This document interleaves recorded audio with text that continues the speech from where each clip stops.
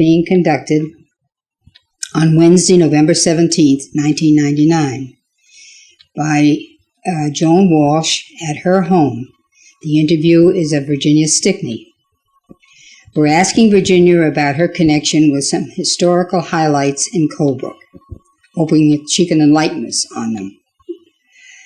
Now, Ginny, can you start off with Rick's family background? Tell us about his mother's roots in Colebrook and her connections to the Parsons family. Her maiden name was? Her name was Ellen Pierce, and she married Dean Stickney, who came to Colebrook as a pharmacist. He had no Colebrook roots. Mm-hmm. But Ellen's family was very much Colebrook. Now, can you explain her connections to the Parsons family? Her grandmother, let's see, I get this straight now. Boy, it gets so complicated. I know. Let's see. Ellen's mother was a Parsons.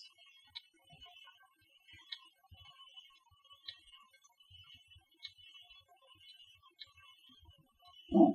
Yeah, can keep on going. Oh. Now, let's see. Her grandfather was Charles Parsons, Ellen's grandfather. Ellen's grandfather. Can you tell us something about him? Was Charles Parsons, and his father was Hezekiah Parsons. Mm-hmm. And he lived in the family home on Parsons Street, which I believe he built.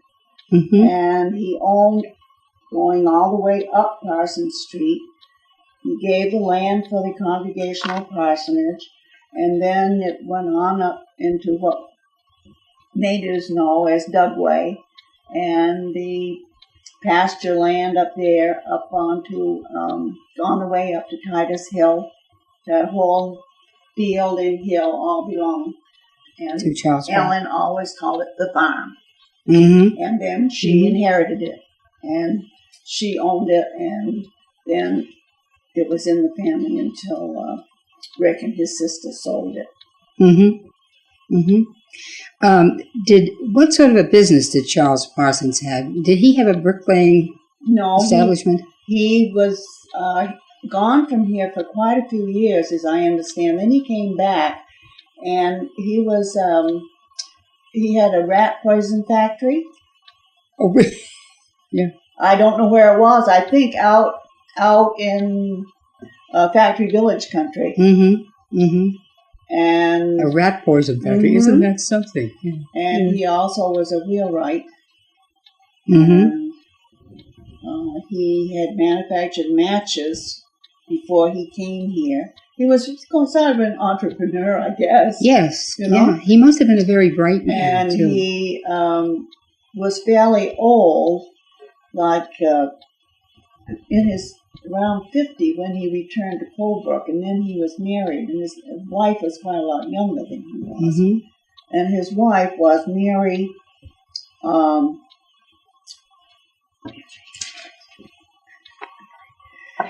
Mary. What is going on? Mary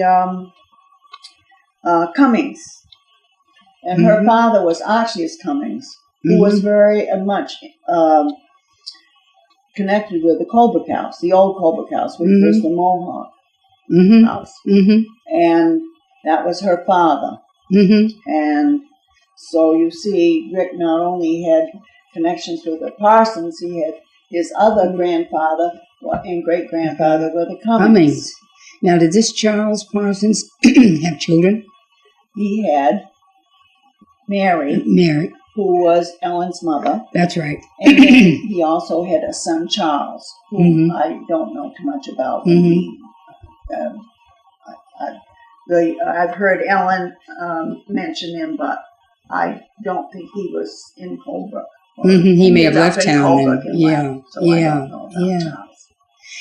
Now, how about, George Parsons? Was he a brother to Charles?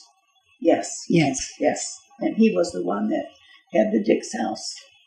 down at the shrine. That was a hotel. Okay. And he was connected with that. He was connected. area. He also owned a grist mill, I guess so, I yes. think, from Herbie's book. They had all kinds of things going on, Yeah. the Parsons boys, but there were so many of them, you know. Yeah, There were a lot of them. yeah. And some of them stayed in Colebrook and some of them left. Yeah, You know, but it was a big family. Oh, yeah, Mhm. yeah. Certainly was. Now, you say, now, getting back to Rick for a minute, how is his relation set up towards Marjorie Parsons Gifford? They How both he- had the same great-grandfathers. Great-grandfather. Mm-hmm. Hezekiah Yeah. Parsons. Hezekiah the Third? But I don't know Which Hezekiah? which he was. And then Right. he had a son, Hezekiah. Okay. So they all... Got in there? Mhm. But they had great-grandfathers were brothers. Okay, that's good. Great-grand. So really, Rick had quite a connection with this town, didn't he? Yeah.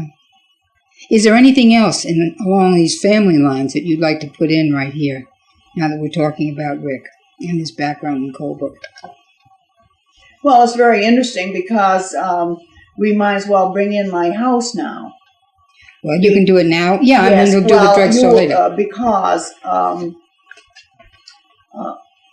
I am supposedly own the oldest house in Colebrook. Mm-hmm. And Dr. Gifford, the local historian, had done quite a lot of research, and he decided that my house was the oldest one, and it was built 1790 up on Titus Hill, Mm-hmm. and by Hezekiah Parsons. We don't know which one, though. Well, the one, The first one. the first one Okay. that came up, and he had it built up there, and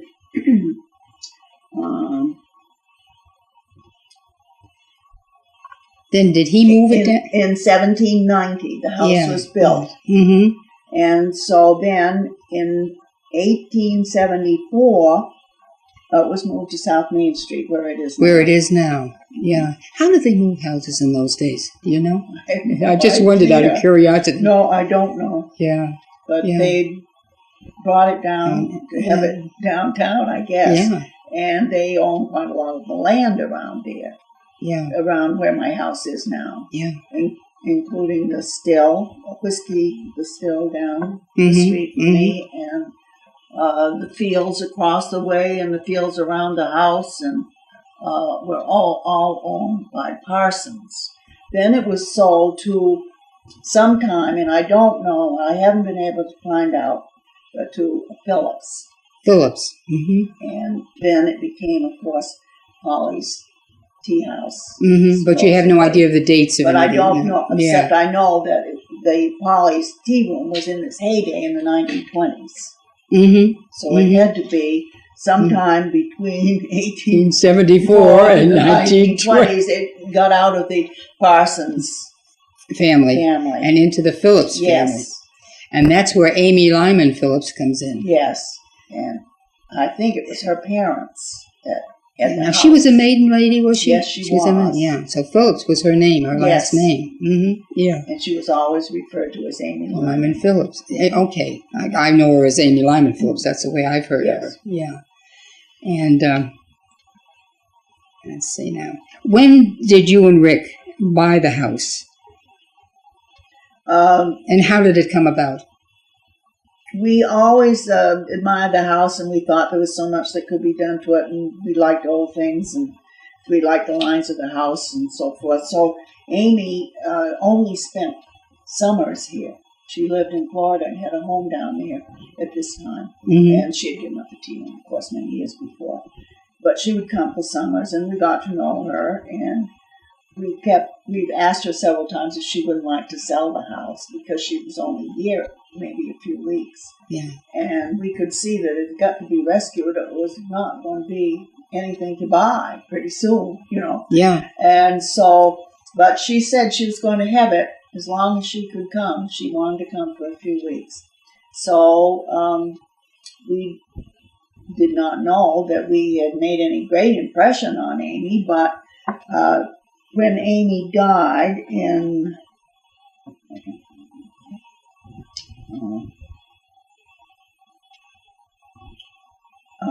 in 1963. She lived to be quite elderly, Must have been into her 90s, and I think she was about that. And we understood that she had died in Florida.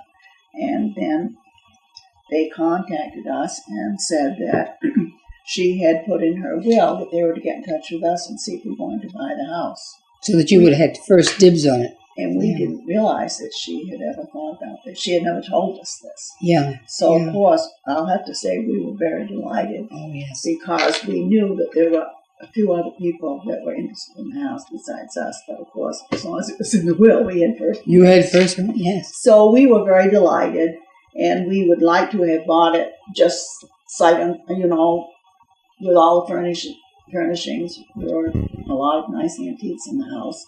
We would like to have bought the whole thing. But she had left the contents to her nurse in Florida. Mm-hmm. And so we had the house, and the nurse came up. And with her truck? With her sister-in-law, who was in the antique business, and they went away with most of the contents, and then they did have a sale and sold things that they didn't want. Yeah. And then we had the house. That's all we really cared about. Yeah, it was the house. And so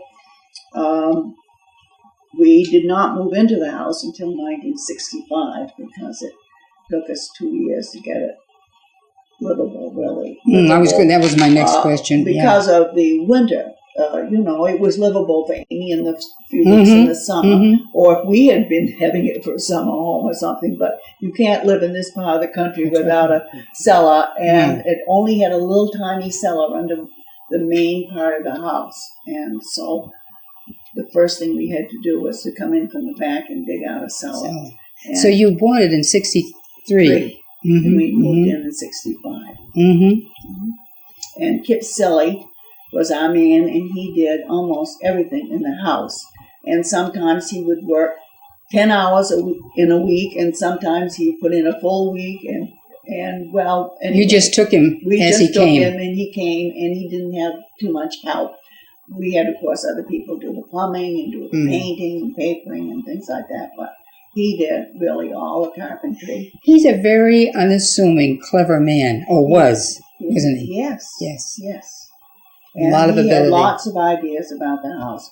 The house, we would like to have kept it older, kept more of the old things in the house, but it was too far gone by the time we got the house. Yeah. We had to do away with a lot of the things. And we tried to keep the front of the house,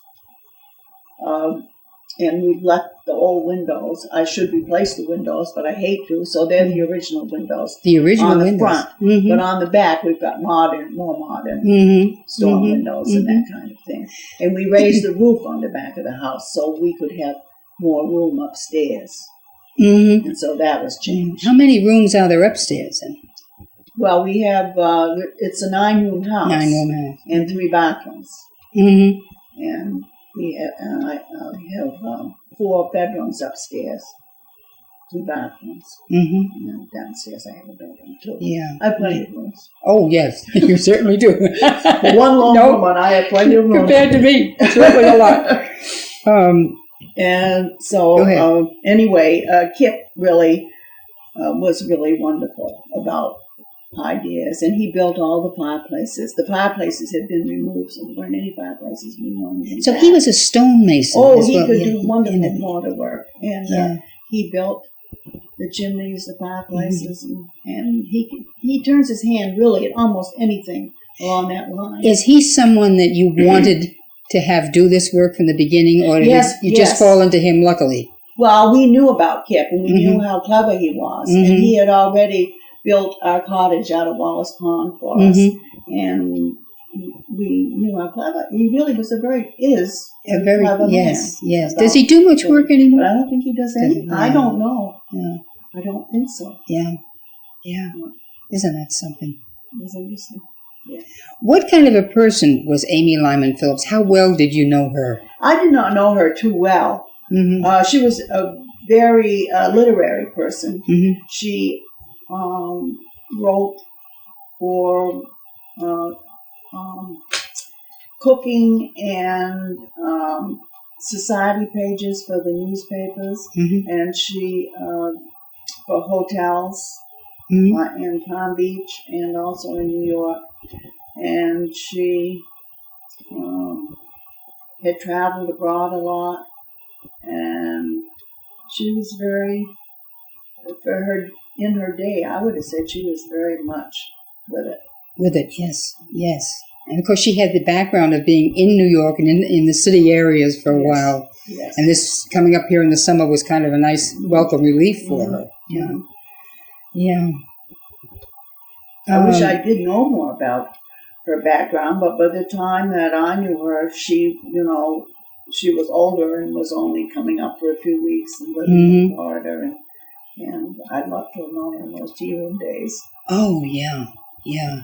Do you know how many years that tea room was run? I don't know, but they said that its heyday was in the 1920s. Yeah. Yeah, isn't that something? And the people would come from other hotels in the White Mountains and come up for the day. Yeah. And as she has said in the magazine article I have about her, she would, they'd come with their chauffeurs, and she would give the chauffeurs their lunch free. Mm-hmm. And so the chauffeurs always suggested to their patrons down in the White Mountains that they come to Colebrook and have tea at Polly's place. Polly's That's place. right. Isn't that something? Yeah. There are people that do remember Polly's place that still around Colebrook, but I don't remember. Mm-hmm. Mm-hmm. Mm-hmm. When you were redoing the downstairs rooms, did you have to change much? Yes, we had to change quite a lot. Yeah. Because we wanted to have more room upstairs than there were little bitty rooms up there, and so we had to change the stairs for one thing, the replacement of the stairs and so forth. Mm-hmm. And of course, Dr. Gifford would never let us forget that we did away with the boarding room. He said it was the only boarding room in the whole Colebrook area, and we did away with it. And of course, our answer to him was, yes, we made it into a bathroom because we thought it would really be a little more useful. Was this upstairs or downstairs? Downstairs. Well, that would solidify it as being the oldest house on the boarding room. Good answer for him, though. Good for you. Oh, gosh. See if I have any more questions about the house itself. And another little anecdote, which I think is kind of funny about my house, is last year, the third grade was studying the history of Colebrook. And so the teacher took them on a tour, walking tour around the town, and she asked me if I could, if she was going to go by, if I looked out, I could see that the children were out there because they were going to see the oldest house in town. Mm-hmm. So then after I saw them out there, and the next day I was walking down the street with my dog, and I ran into one of the neighbor's children, and she said, apparently she was in the third grade, and she had her little brother with her, and she said, oh, we saw your house yesterday, and it's the oldest one in town? And I said, yes, it is. And the little boy looked at me, and he said, does that mean you're the oldest lady in town? I knew that was coming. And I said, well, sometimes I feel that way, but I don't think I'm quite there yet. Now, do you think that sometime the third grade teacher will bring her children back and maybe bring them inside? Would you be willing to invited her to bring them in, but she said no. She wasn't taking them on in any inside places. They were just going around and seeing. Now, this is the same group that went to the Historical Museum. I imagine. She took them up there. Yeah. And I think Sylvia Goodrum showed them around. Mm-hmm. It's a wonderful thing. And I guess I asked Sylvia what they liked the best. And I think it was the stocks at that time. They would, wouldn't they? Yeah. Then I got to talking to the teacher one day, and she was asking for other input, And I said, well, now I knew that Rusty Wiswell, years ago when my kids were in school, used to take the kids up to Metallic's grave when they were in 7th grade. Mm-hmm. So anyway, Rusty was invited into the classroom, I guess. She brought some of her quilts, and she said the kids were fascinated with the quilts. So it's amazing, isn't it? Mm-hmm. What will attract young children. Yes. Really, it's amazing. I guess, now, is there anything else about the house that we should mention? How many fireplaces do you have? You have the one in the main room. Three. Three. Do you have one upstairs, too? No. No. Just downstairs. Yes. And you've got that lovely room that I don't know, I suppose I would call it a den in a sense, with the picture window that looks out over the highway and over, Yes. you can see Colby Commons. It's just a lovely, and if you look up, I've often thought, as I've gone by the highway, say on a winter night, and around Christmas time, maybe you look up and see the Christmas tree there. It was just lovely, lovely thing. Yeah. Yeah. Okay, now the next thing I wanted to ask you about is the drugstore. Now, let's see. After Dean, was Ricky Dean Jr.? Yes, he was. Yes. After his father died, Ralph Brainerd bought the drugstore from the family? Yes. Okay. Now, Rick was about 10 years old when his father died. Yeah. And so he was. Yeah. Yeah. Do you remember how long Ralph Brainerd had that store?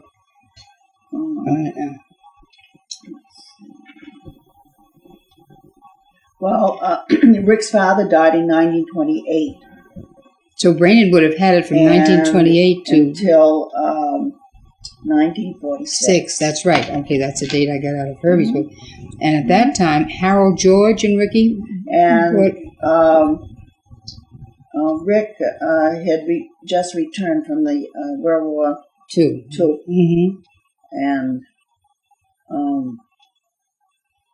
he, I don't know if this is one like this, but anyway. I'll go down the line with who owned it when. Oh, all right. We'll do it sort of chronologically, if that's okay with you. Okay, and then he and Harold bought the drugstore, and between 1946 and 1955, Rick bought Harold out. And in that meantime, Rick went to pharmacy school and became a pharmacist. Now, when he was at pharmacy school, Harold kept the store running. Yes, but it was a drugless drugstore. I was going to ask you that. It was a drug. Okay, and it was not till Rick graduated from pharmacy school that he took over the. Yes, it became a drugstore again. Yeah, yeah. Okay, that's what I wanted to know. Then Rick bought out Harold in 1955. Yes, and then he sold it to Irving Hughes in 1971. And Irving sold it to my nephew, Robert Gooch, in July of 84. And he had it until November 17th, 86. And then it was closed for good. And my nephew went to work for Libertia's chain. Okay, now all during this time, you yourself owned the building. I owned. They sold it. Wait a minute. What they sold was the business. That's right. You owned the building. Yes. Okay. Yes. Of course, Brainerd owned the building for quite a long time, even after he sold the drugstore. Oh, he still. Mr. Brainerd owned the building. We kept wanting to buy it, but he didn't want to sell it. And so we didn't buy it until 1962. And then we had it all the rest of the time, and then I owned it until 1988. Okay. In 1988 is when you sold to Richard Sytek and Ray Levine. That's right. Yeah. And you said Brainerd owned it until? Until 1962.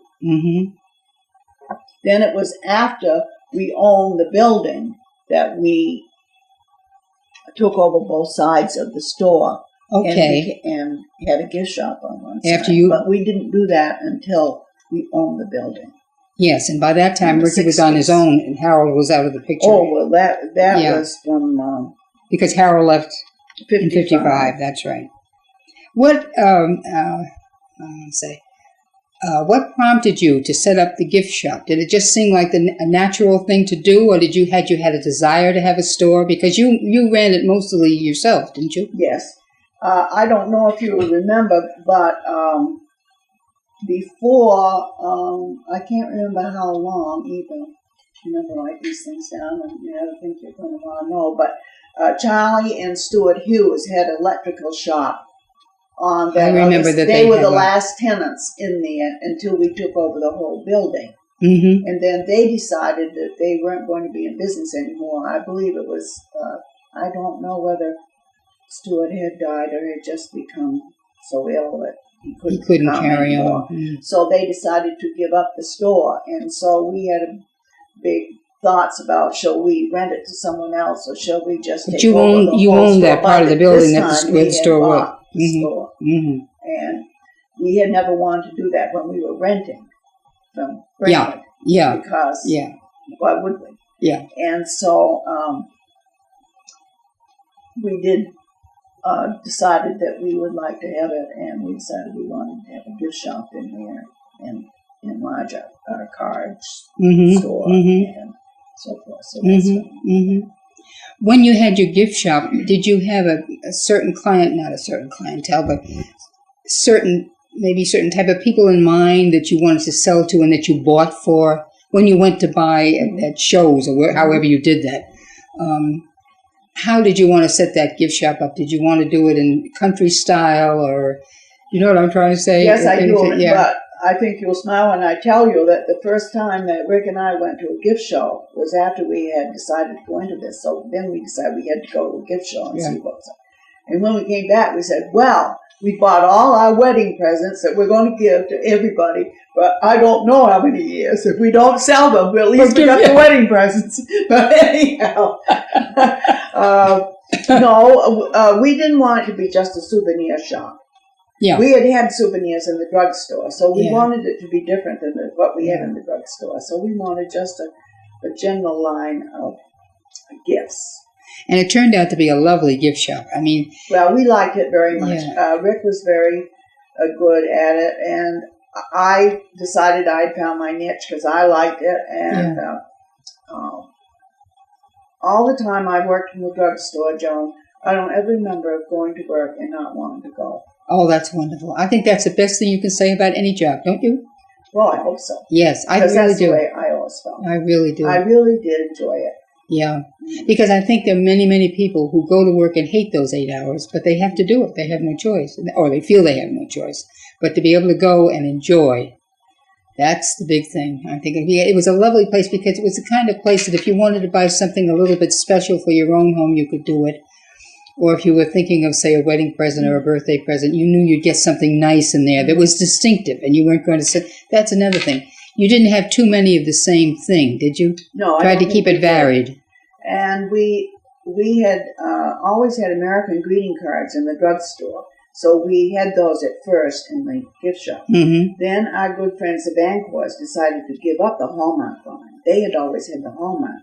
Mm-hmm. Mm-hmm. And at that time, the Hallmark people would only have one store in the the community. Yeah. Have their product. And so the Banquors told us that they were giving up the cards. Mm-hmm. And so we got in touch with the Hallmark people, and then we changed from American greetings to the Hallmark. Mm-hmm. Then, of course, at that time, the Hallmarks didn't have the stores that they do. Right. They had them in-store. Their cards in-store. In stores. And so it was very different. Yeah. But they did have always have had a good line of cards and other things too. Yes. Of course, they've expanded, and so there's no comparison now. But that's how the Hallmark got into our drugstore. Into your drugstore. From the Banquors to us. And then later, when Irving Hughes had the store, they enlarged it. And I think by that time, I guess the Hallmark people were encouraging you to have a Hallmark store. Mm-hmm. So they changed and had, if you remember, they had the little store there was the Hallmark store. I know what you mean. Yeah, with the fish and birds and things. Yes. Yeah. And then when Anne Marie and Rob had it, they had a different line of cards, didn't they? Yes, because you see, the Hallmark store was already gone. Right. For the Hugheses, and they had opened their gift shop down the street and had the Hallmark. Yeah. So they had another line of cards. Yeah. I know what I wanted to ask you. When I first came to Colebrook, the stores were open on Saturday nights. And of course, you and Rick were running your store when the stores were open on Saturday night. Tell me something about that. Oh, yes. Merchants would all get together, usually have a party. That's very interesting to think about, Joan. When we first had the store, we alternated with Dixon's night hours. And so there was always a drugstore open until 9 o'clock at night, every night except Sunday.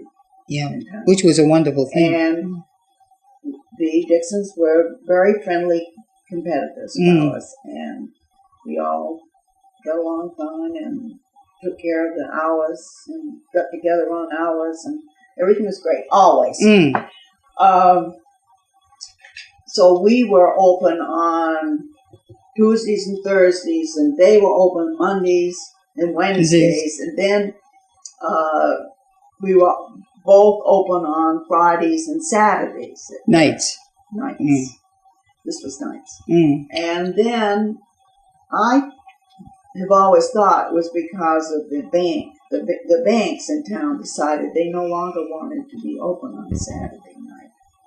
And so they were going to have a big night on Friday night. And so they changed. And so that gave the stores an idea, the drugstores, that they might just as well close too on Saturday night. When the banks were open on Saturday nights, were they open all day Saturday? I can't remember this. I can't remember either, but I think they must have been. I don't remember. I don't know. I don't remember. We were, but I don't remember about that. But Saturday night was a big night in town. Yes. All the farmers came in to do their shopping, and it was a different world. Because I remember when we first came to Coburg, the stores were open on Saturday nights. And it was a big deal. Well, the law office was open. When Tom was with Fred, their law office was open. And the doctors had office hours. So it was a jumping place on Saturday night. So it was very busy. So the banks really pushed that along, and they kind of decided that they were going to go around along with the rest of the world, I suppose, for banking.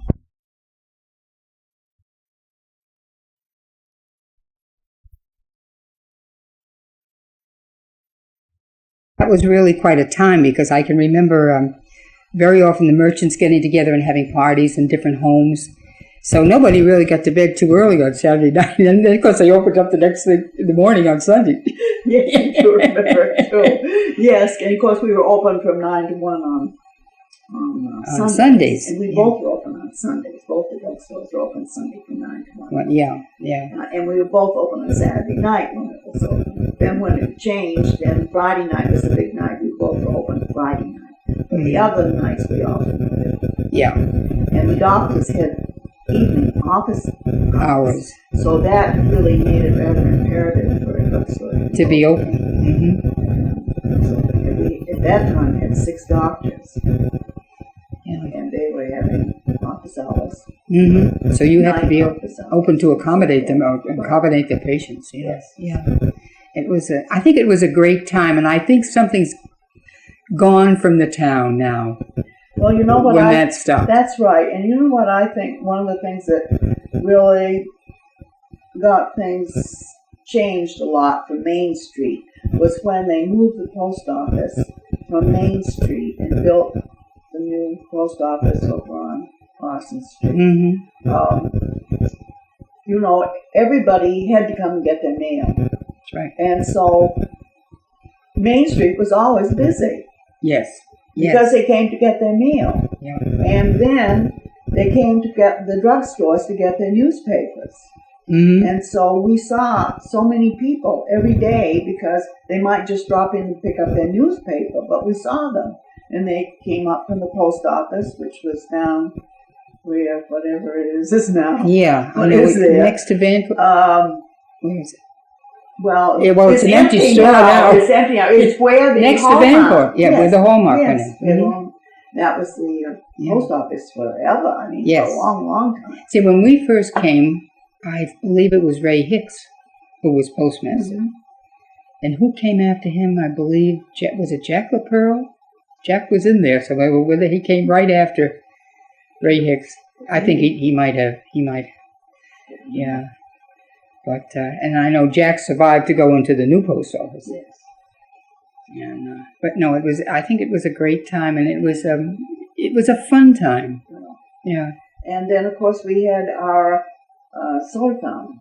Yes. And that was very different too than now. Yeah. And that was a big part of our business. We saw lots of people, and what changed that, I think, was Coca-Cola going into bottles and cans, because people would come in and have their Cokes made, if you recall.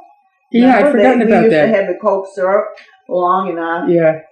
soda fountain, and people would come in, want a Coke, and we had the soda water, the fizzy water coming out of a spigot, and we'd make the Coke, and we always had a hot fudge thing on, and that had to be taken care of every day, and we had about 6 flavors of ice cream, and how much were ice cream cones in those days? They started out at 5 and 10 cents, and then we very bravely put up to 7 cents. And then, of course, then we won't say what happened after that, on and on. But anyway, it was great. We saw a lot of people because of the soda fountain. Yes, because there was action there, and that was a drawing card. You took the soda fountain, and you had the newspapers, and of course, we saved, I'm going to say, probably 50 or 60 newspapers a day. And we were always delighted when somebody would come in and say, save paper for me, because then we knew they'd probably be our customer. Because they came in to get a newspaper, then they might get their medicine, or they might get their sundries, or what have you, in there at the same time. So the newspapers were important to us. Yes. I'm trying to think of what Trenum used to call the soda fountain, a loss leader, something like that. It was an attraction, It was. But you're right, it did get them in. It brought people in. Yeah. And when we very first had it, we had a couple of tables for people to sit at, too. Then finally, we took those out. They were taking up too much room, and we had too many other things we wanted. You needed the space. But we did have them. For a while. Yeah, that's great. Yeah. How much of a staff did you have working in the between the drugstore and the gift shop? Oh, when you first started the drugstore, how many people would you have had? Because Ricky was the pharmacist at that point. Did you work in the drugstore? I can't remember, Gina. I know you worked in the gift shop. Yes, I did. But I worked nights. I worked all the nights, and I worked most every afternoon. But I didn't work in the morning. We had 2 regular girls most of the time, and in the summer we had a school girl to help us with the soda fountain. That was her job. Who did you have who were the 2 regulars that you had in the year? Helena Hurlbut, that's right. Many years, and Sybil Havlicek. Worked for us many years. How do you spell her last name? Havlicek. Okay, and I think of Havlicek, but it's they called her Havlik, didn't they? They did. I think they answered to anything because they knew it was very difficult for people. She was an interesting character. I used to be a little bit afraid of her, actually. Oh, you did? Because she had a disposition. Now, you wouldn't see that because she was working for you. But I used to think, That's funny, She was a very dear woman, though. Yeah. She was. Yeah, and and they ran the cabins down there. That's right. That's right. See if there's anything else. And then when you added the gift shop, did everybody take over there? You worked those hours in the afternoon and the evenings, and the girls helped out as it need be? We had the door open, and we would usually. Ginny Berry came and helped us set up the gift shop and worked for us for a little while when we very first had it, because we knew that she had worked in a gift shop before she ever came to Colebrook, and she had a lot of good ideas about how to set it up and so forth. It was a big help. And that's very important. When we set it up. Very important. Anything else that you can think of about the drugstore and the gift shop and the business that you'd like to pass on, posterity? No, I guess not, Joan. Times have changed. Oh, they certainly have. Now, getting off that and just getting to the town of Colebrook itself, what have you noticed in, say, the last 15 years, 20 years? Do you feel the town has changed a great deal along with these changes on Main Street? I think mostly changes in Main Street, which was done by the moving of the post office, and You think that, yes, you're probably I right. think That was the that was first big Big difference that was made. for us. Yeah, Yes. yeah. Mhm. Because people will say, now I've been told, and I tend to agree a little bit, that the town looked better physically in those days than it does now. It's kind of gone, not to seed, but sort of downhill. Well, we're in flux, I hope. I Hope hope you- you're right. I hope I you're hope right. so. Yeah, I hope you're it will Yeah, come back. yeah. Because it's they've been this group that gets together every so often trying to build the Main Street Association. Are putting in a valiant time there, trying to bring more life back to the Main Street, and it's a tough job. It is. It's a tough job, you know. It's You don't know exactly what happened because the malls that looked as if it was going to be a mall, where the IGA is now, and also down where Rite Aid is now, look as if they're going to be malls, but they haven't taken off. materialized. No, that's true. It's That's true. interesting. Yeah, it is. It is interesting. I think maybe they'll get back to the Main Street idea before too long if they can interest people in moving into those stores. Because when you see the empty stores, it kind of shakes you up. It is. And I think people coming into town must notice that. Plus the condition of some of the buildings that have been allowed to, what shall we say, disintegrate, not kept up. And that's too bad. But I think that these people, if they can get things going, because I hear complaints from the merchants who say every time somebody turns around, we get hit for something else. Well, of course they do. The kids hit them up for school things. Anytime there's a special visit, yes, I'm sure they are. You know, it always has happened, always will. Yeah. So I think probably they've gotten to the point where they pick and choose, and that's it. Yes. And but that's the way it goes, and it's a great little town. I can remember my husband saying when we first came here, he would say, when I was a kid, I really didn't see much of my father during the week because he left on the very early bus to go into New York. He got home later at night when I was getting ready for bed. Mm-hmm. Saturday he played golf. Sunday he drove the nuns around. From Tom's mother. So he said, really, the thought that my own kids, if they want to, can stop in at the office on their way down from school is a big boon to me because sometimes they get ushered out of the office if he was busy. But he said they know that I'm there and that I'm reachable immediately, which is something I think I tend to forget about. But actually, that type of thing was there at that time. So, is there anything else that you can add to this without doubling back on what we've already talked about? You've given us a very interesting rundown on Rick's background, on Polly's place, and on the drugstore, and I think it's going to be invaluable to put in that folder. Well, I don't know how invaluable it is, but it's of interest, I hope. Oh, yes. Of course, I have lived in the North Country almost all my life. Yeah. I figured that I've been gone from Colbrook maybe 20 years out of my life. Mm-hmm. I was born in Vermont, Barry, Vermont, and came to West Georgetown when I was 3 years old. Yes. So then I went to West Georgetown School. Yeah. I was first 3 years, and then we moved to Canaan, and I went to Canaan School until the rest of grammar school and first 2 years of high school. Mm-hmm. Then I left and went away to school, and then I was gone for quite a few years. Yeah. And never expected to come back. You never know, do you, what turns life is going to give you. You never know. That's right. And but when I was working in Boston, I did not know Rick, but I knew of him and so forth. And he had come to Boston to go to pharmacy school. This was after the World War II. And so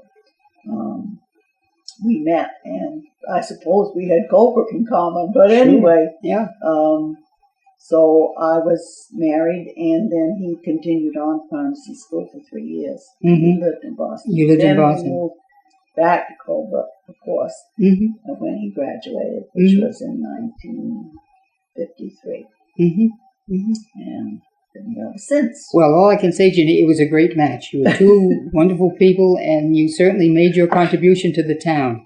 Well, and you're still doing it. I think that particularly Rick was awfully fond of Colebrook, and of course he went to Springfield College, and then the war came along, and so he joined the Air Force and became a pilot. Mm-hmm. And I always think it's so amazing that anybody could, how they trained all these pilots in such a short time. Yeah. He wasn't in the service, but about 2 minutes, it seems to me. And we're flying. And he was flying. Yeah. What a job they did in World War II. Oh, yes. Would they do that now, I wonder? Well, I remember telling you. What a job, Joan. Yes, a big job is right. I hadn't thought about the shortness of the training. I wrote it down because I could hardly believe it when I look at his papers. Mm. He went in the service January 7th, 1944. Mm-hmm. And he got out of the service June 9th, 1945. And in that time, he became a pilot and went abroad and had 65 missions. Yeah. And came back in that short time. That's amazing, isn't it? That's amazing. About a year. You're talking about a year. Maybe Maybe more. a year and a half. Yeah. About. Yeah. Yeah, it's just about a year and a half. Yeah. Isn't that amazing? Yeah, that's, yes. And weren't they lucky, the Well, number of them to come back alive? But, I think probably that's why we did so well. Because they trained our men so fast. And they were Could be, yeah. Well, they had good training. And everyone was doing it. And they got back. And so then when Rick got back, he decided he didn't want to go back to becoming a physical education teacher that he did before. And he just wanted to be in Coburg. I think maybe it was what he'd been through overseas. I think He so. just wanted to have the woods and the quiet. And he didn't care about traveling probably too much. He didn't want to travel. Mm. And he didn't want to discuss his... No, I think most people who saw any serious action didn't discuss. I didn't realize how he was like so many until I read Tom Brokaw's book this year. Greatest Generation. The Greatest Generation. And so much of it made me think of Rick because it was just the way he had, Tom told about people that didn't have anything to say much about what they had done. That's right. All they wanted was to go on with their life. That's right. And I think that was the way Rick was. Yeah. Of course, fortunately, they were fighting in a war that everybody was upbeat about. Yes. There were no big dissenters or anything. We all knew this man had to be taken out, and the Japanese too. And you had that behind you, along with everything else. So it was a good, And so, of course, when he came back, he could fall back on more education. Mm-hmm. After he and Harold decided to buy out the drugstore, they decided that somebody had to be a pharmacist, so they'd never make it. Yeah. And so, of course, Rick could go to school on his GI Bill, which was a wonderful thing. That was a wonderful thing. One of the better things that came out of World War II, don't you think? Yes, absolutely. Mm-hmm. So that was absolutely why he did that. Yeah. So he certainly, no matter what you say, had a very fulfilling life, didn't he? Well, yes, of course. Of course, it was too short. Too short, I agreed. And with my own husband the same way. Yes. But every one of those years was lived to the fullest. Yes. Mm-hmm. And if you had to... And ended up doing what he wanted to do. That's... because I think he always wanted to be a pharmacist. His father was a pharmacist.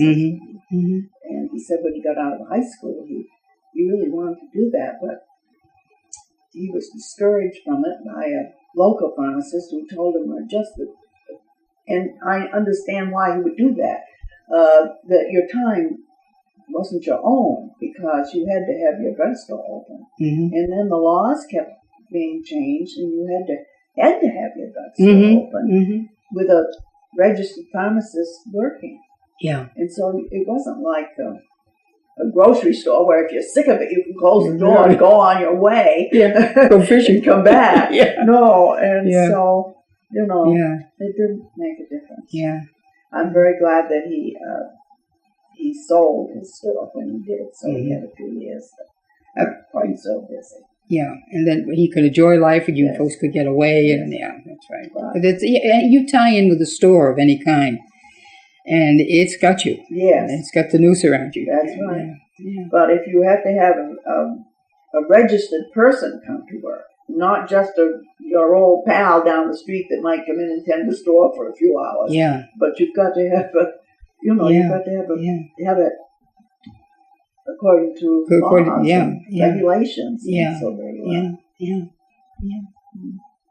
Well, this has been a great interview. I was a little nervous at first, wondering how we'd get off the ground and what we'd talk about and how it would flow. I think it's done very well. Is there anything else before we close Well, Joan, that you think you'd like to say? I think I talked on long enough. One thing could you leave us that chain of command there with the Parsons people? Oh. And I'll put that in the folder. Oh. Do you mind doing that? Or I'll recopy it? What you mean, the way How it started off with it, yes. Yeah, I got it here somewhere in my little... Because in case anyone ever asks us or somebody wants to know, we've got it laid out there for them. Oh, sure. I can You do mind? that.